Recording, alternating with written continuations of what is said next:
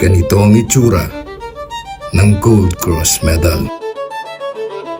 Ito ang pangatlo sa pinakamataas na combat awards na maaaring igawad sa isang sundalong nagpakita ng gallantry in action o katapangang ipinakita sa gitna ng aktwal na engkwentro.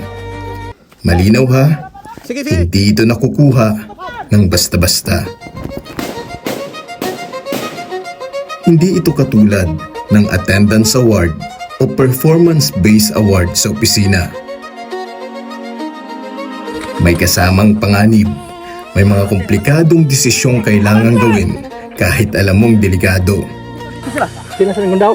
Andun sila Gundaw sa kabila. Oh, abantay! Walang babaril sa kaliwa ha!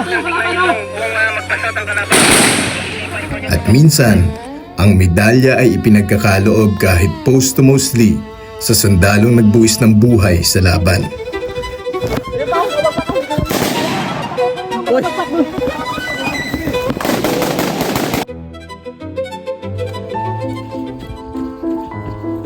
Mataas ang pagtingin dito ng mga sundalo. Dahil para sa kanila, hindi lang ito gawa sa metal o sa kulay light blue at white na ribbon. Gawa ito ng tapang, sakripisyo at tunay na kagitingan. Sir, pasok tayo sir. Wala putok sa likod ha. Wala putok sa likod. Sir.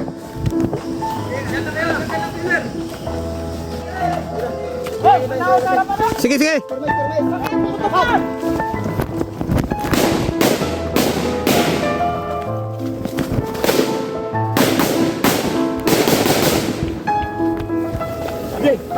Pasukin na namin. Magasin mo sir. Sir, magasin mo.